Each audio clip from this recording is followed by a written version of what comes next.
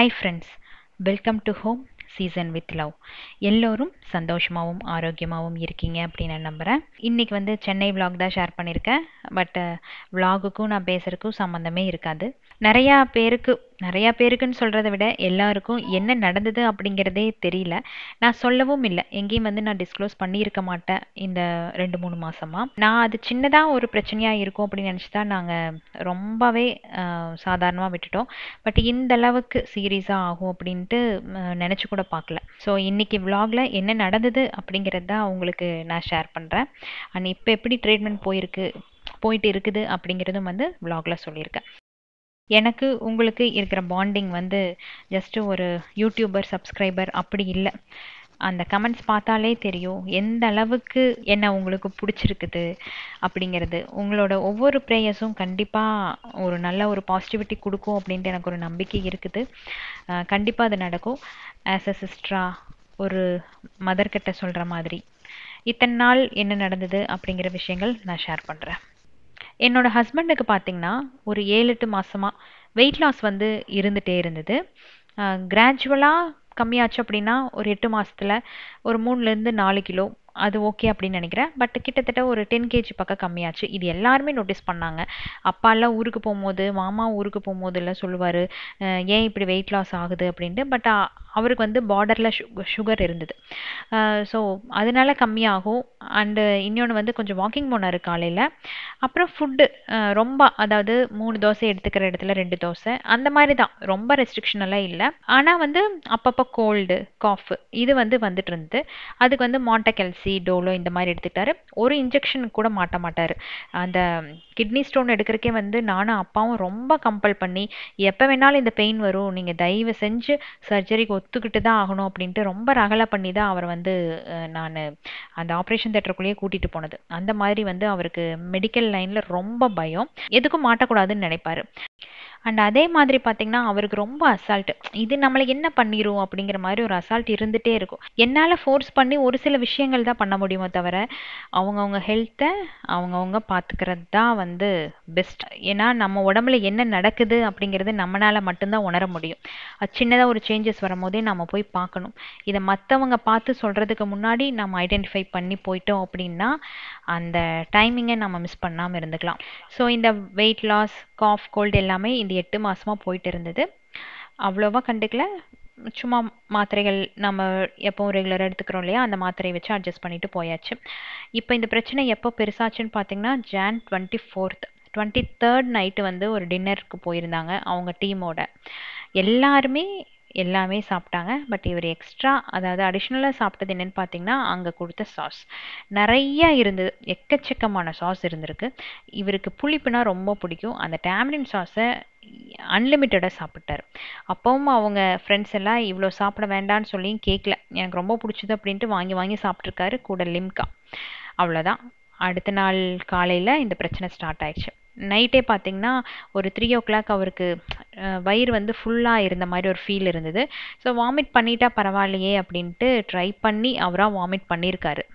ஒரு 2 to 3 times அப்படி பண்ணியிருக்காங்க. இது எனக்கு நைட் நேரத்தில் தெரியல. காலையில் எழுந்திரிச்சு வந்து என்னென்னாரு, எனக்கு மாண்டகெல்சி போடணும் போல் இருக்குது, டேப்லெட் கொடுன்னாரு.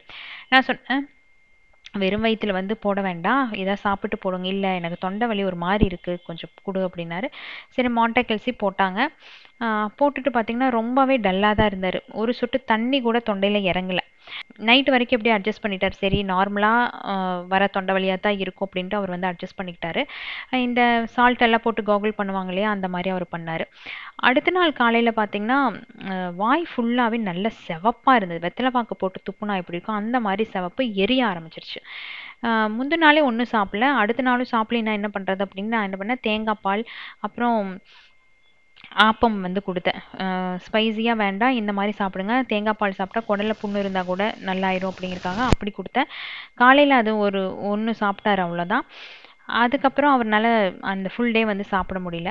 அப்புறம் Jan 26th அன்னைக்கு வந்து ரிபப்ளிக் டே இல்லையா, எல்லா ஹாஸ்பிட்டல் லீவ். ஸோ நியர்பையில் இருக்கிற NHக்கு போனோம், நாராயண ஹிருதயாலயா, அங்கே வந்து போனோம்.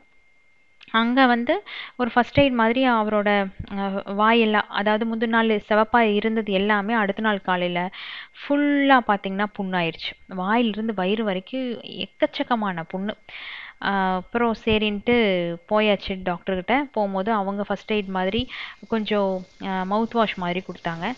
அத வந்து அவரு நைட்டு போட்டாரு பாத்துங்க. அவரோட பிரச்சனை என்னன்னே தெரியல. அது ரொம்ப அந்த புண்ண அக்ரிவேட் பண்ணிருச்சு. அடுத்த நாள் இது வேலைக்கு ஆகாது அப்படின்ட்டு ஜான் 27 நாங்க என்ஹெச்சோட மெயின் ஹாஸ்பிட்டலுக்கு போயிட்டோம்.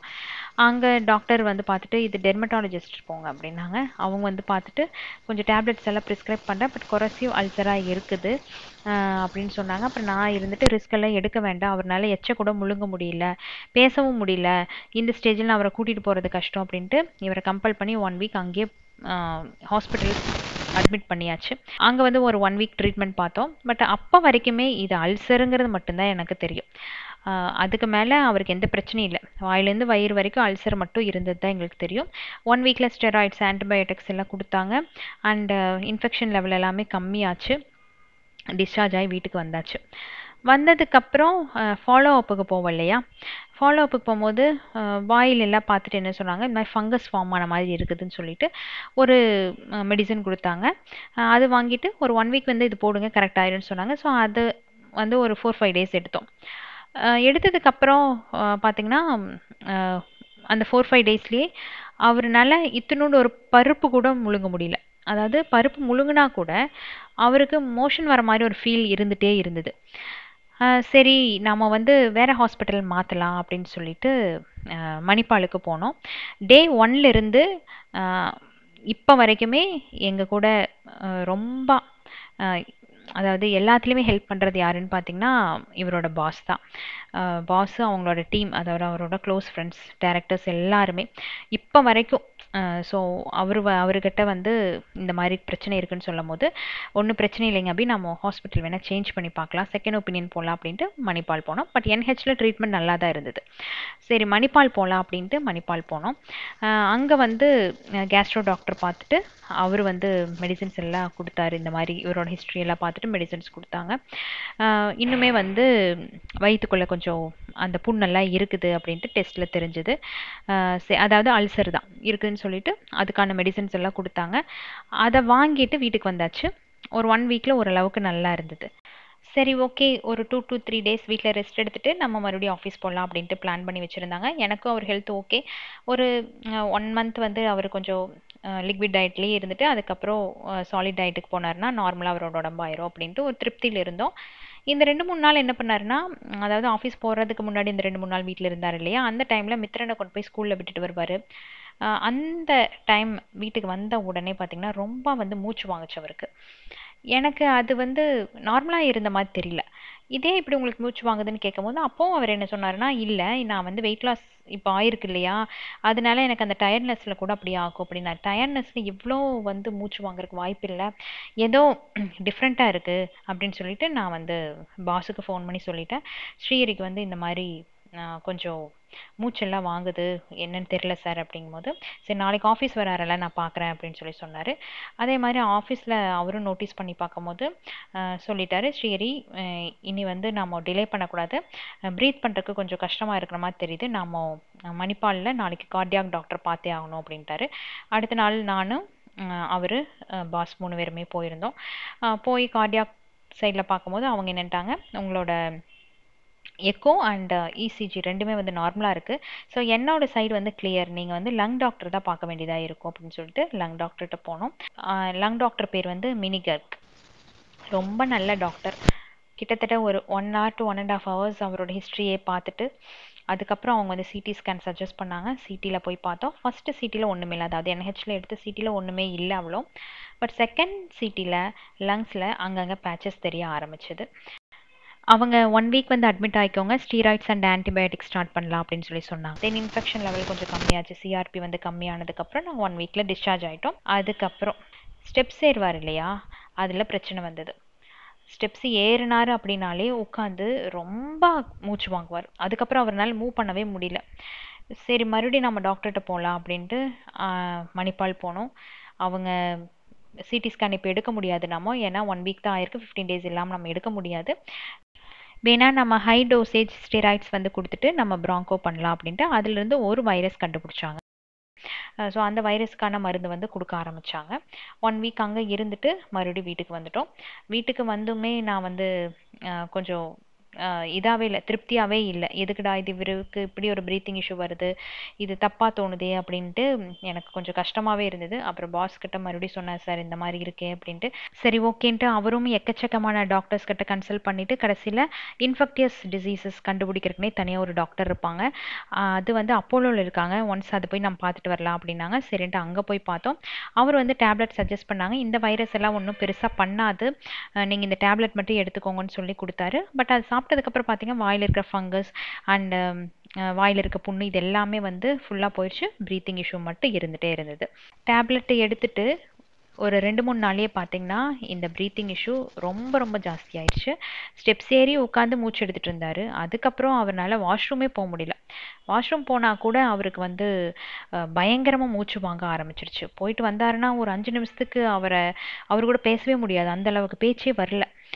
நம்ம இது ஆக்சிமீட்டர் வச்சு பார்க்கும்போது ஒரு 90-91 இப்படி தான் இருந்தது.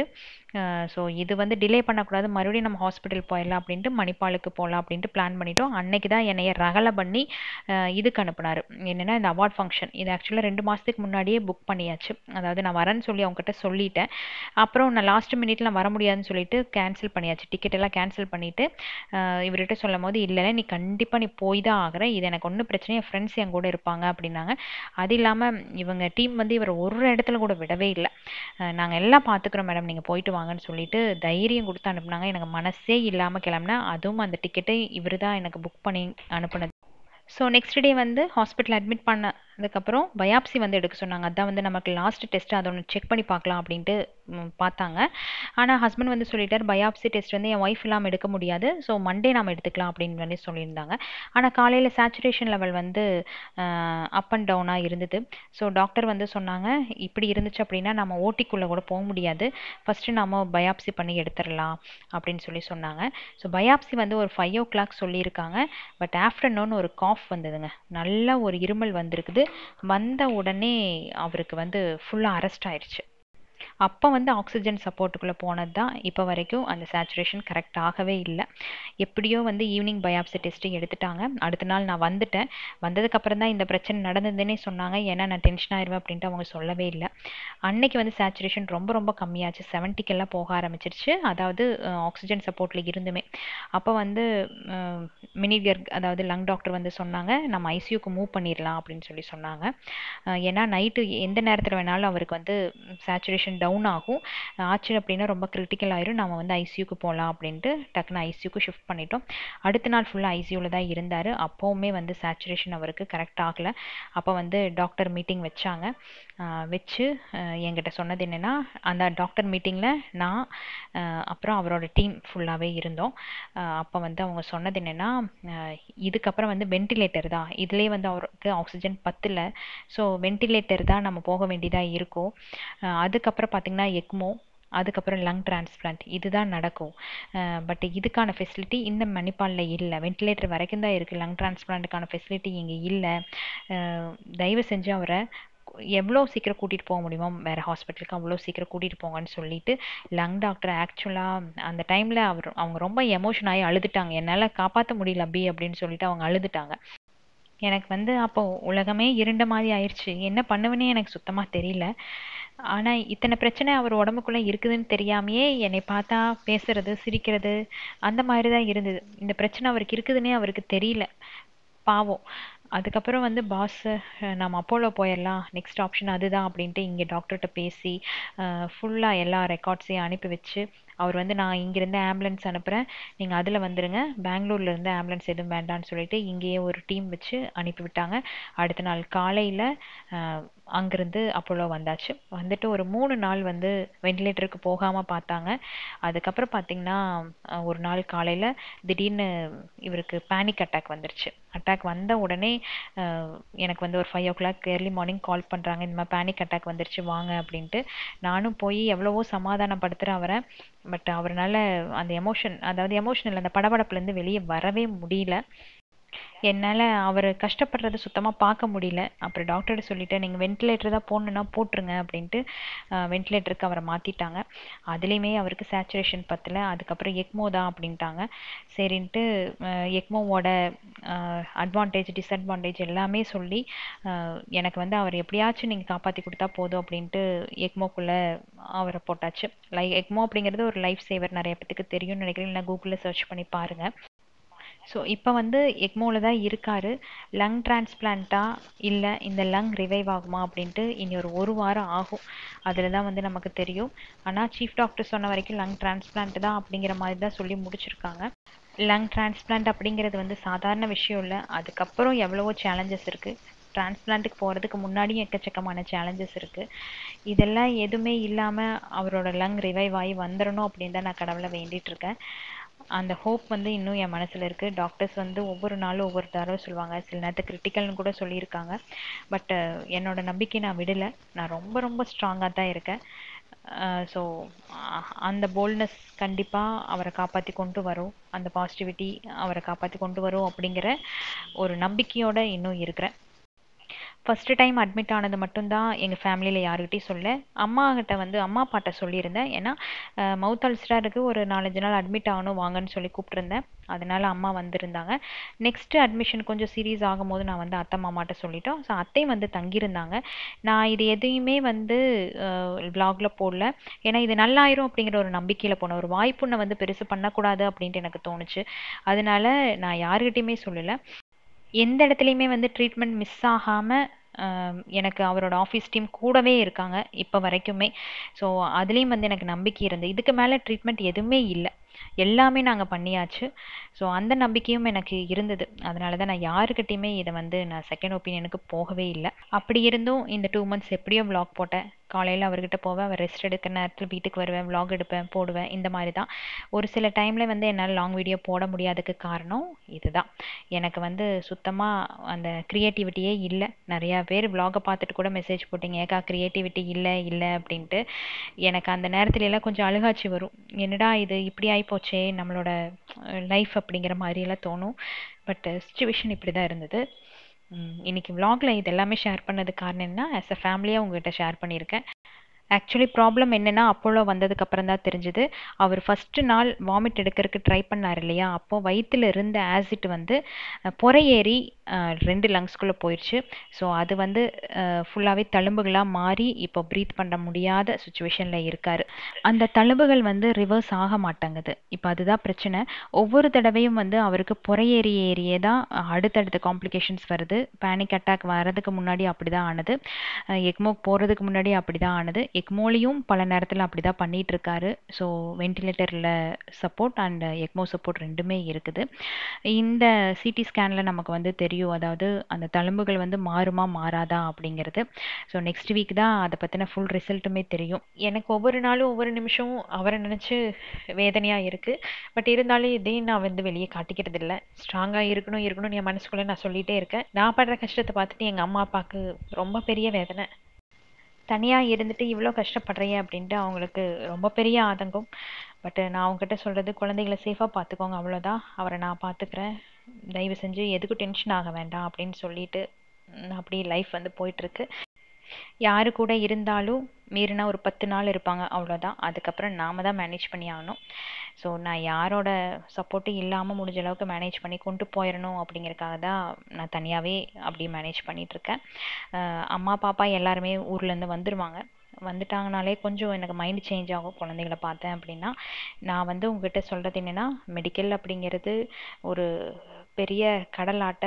ஹெல்த் அப்படிங்கிறது ரொம்ப ரொம்ப முக்கியம். தயவு செஞ்சு யாராச்சும் இன்சூரன்ஸ் போடல அப்படின்னா போட்டுருங்க. நமக்கு வந்து உடம்புக்கு சரியில்லாமல் போகுதோ இல்லையோ, பட் இன்சூரன்ஸ் அப்படிங்கிறது கண்டிப்பாக வேணும். பெங்களூர் அப்புறம் அப்போலோ 2 செலவும் பார்த்திங்கன்னா கிட்டத்தட்ட ஒரு 80 lakhsக்கு மேலே வந்துருச்சு. ஸோ காசு இருந்தால் தான் உயிருக்கு மதிப்பு அப்படிங்கிற மாதிரியான சுச்சுவேஷனில் நம்ம வாழ்ந்துட்டுருக்கோம். ஸோ எதுக்கும் வந்து அந்த மாதிரி கொஞ்சம் பிளான் பண்ணி நம்ம லைஃப்பை கொண்டு போகிறது ரொம்ப ரொம்ப நல்லதுன்னு நினைக்கிறேன். இப்போ வந்து நான் எந்த ஃபோன் கால்ஸ் அண்டு யாருக்கும் வந்து நான் அப்டேட் பண்ணுறதே இல்லை. ஏன்னா சில நேரத்தில் எமோஷன் ஆகிட்டேன் அப்படின்னா டவுன் ஆயிடுறேன். பட் அந்த டவுன் வரக்கூடாது, வந்துட்டேன் அப்படின்னா அவரை என்னால் பார்க்க முடியாது அப்படிங்கிறதுக்காக யார் என்ன சொன்னாலுமே நான் காது கொடுத்து கேட்குறதில்ல. அதுதான் உண்மை. இப்படி ஒரு சுச்சுவேஷனில் நமக்கு ஆறுதல் சொல்கிறத விட 4 பேர் 4 விதமாக பேச ஆரம்பித்தாங்க. யார் என்ன பேசினாலும் அதை பற்றி கண்டுக்கக்கூடாது. பேசுகிறவங்க யாரும் நமக்கு வந்து கொடுக்க போகிறதில்ல. என் சுச்சுவேஷன் எனக்கு மட்டும்தான் தெரியும். நான் எந்த மாதிரி விஷயங்கள் என் மைண்டில் ஓடிட்டுருக்குது அப்படிங்கிறதெல்லாம் வந்து என் இடத்துல இருந்து பார்த்தா தான் தெரியும். ஸோ நெவர் மைண்டுன்னு நான் வாட்டில் போயிட்டே இருக்கேன். எனக்கு தேவை அவர் நல்லபடியாக வரணும், அவ்வளோதான். ஸோ எல்லோரும் தயவு செஞ்சு ப்ரே பண்ணிக்கோங்க.